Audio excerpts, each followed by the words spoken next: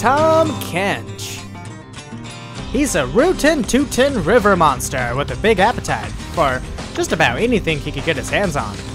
Or tongue, I should say.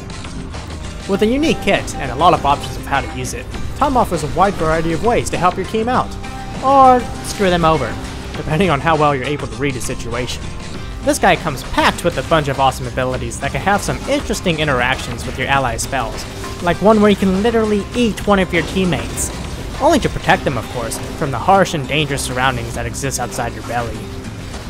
He also has a Rek'Sai-like ultimate, where you can burrow and shoot across the map to appear elsewhere within a certain distance. What makes this so strong, though, is the option for a nearby teammate to hop in your mouth and join along for the ride. That is, of course, if they don't mind being covered in slimy and stinky frog goo. Overall though, Tahm Kench is a strange, but incredibly fun champion that draws a lot of his strengths from the powerful synergy he has with other champs in the league. Let's talk specifics, and how I went about playing the newest champion to join the Rift.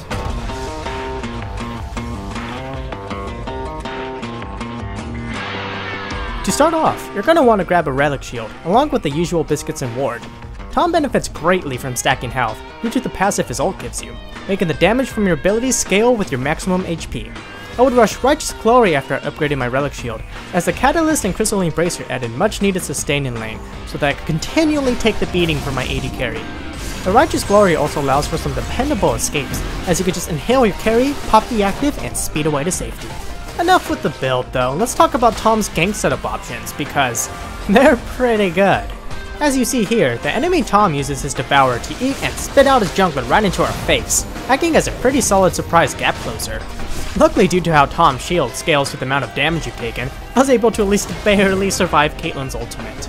Now, of course this gank worked out so well for them, due to a bug, as you're usually supposed to see the icon of whomever Tahm has in his stomach right above him. But that didn't happen here, leaving me pretty confused and startled as Diana kinda just popped out of nowhere. It's still a great way to start a gank though. I also could have played that better and saved my AD carry, or Soraka for some reason in this case, by flash devouring her so she would be immune to the damage from Diana and Caitlyn. This is also why it's so important to always be healthy in lane. That way you don't just die right away and regurgitate your carry back into harm's way. Another good way to start off a gank if you're at least level 6 would be to walk back in lane past your tower and near your jungler and ulti behind the enemy, sandwiching them between you guys and your AD carry. Unfortunately, I don't actually have any footage of this, as I never had the chance to pull this off in a match, but I imagine it'd be a pretty powerful gank, right? As kinda leaves the enemy nowhere to run. And as far as teamfights are concerned, your job is to stick as close to your carry as physically possible. Like, you want to straight up invade their personal space. That way if they're ever in danger, you can just swallow them up right away. This makes Tahm so good against assassins, as it makes it impossible for them to take out your carry without going through you first. Now that we know what to do as Tahm Kench, let's go over some things that we should not do. For example, if you want to engage a team fight and cut the other team off, don't start by ulting behind them with one of your squishy carries. This is just going to get them focused and you're probably going to have a bad time. Instead, you want to do this with one of your tanks. That way, your team has time to engage with you, as you and your belly buddies CC everyone. Another thing you don't want to do that might be real tempting is trying to escape with your ultimate when you have enemies right on your tail. Any damage you take while channeling your ult will cancel it, leaving you with a good chance to be a KO'd toad. Now, if you're far enough away where you can complete your channel without getting hit, you can definitely use this ability to make some pretty sweet escapes. Just make sure you have enough space to do so. And one more thing. I don't know if this was just me, but I was not able to figure out Tahm's ult at first, and would always end up in a seemingly random place than where I intended to go. I found out this was because once you hit your R key, your destination is locked into wherever your cursor was at the time, and then you only need to hit R again to begin traveling there.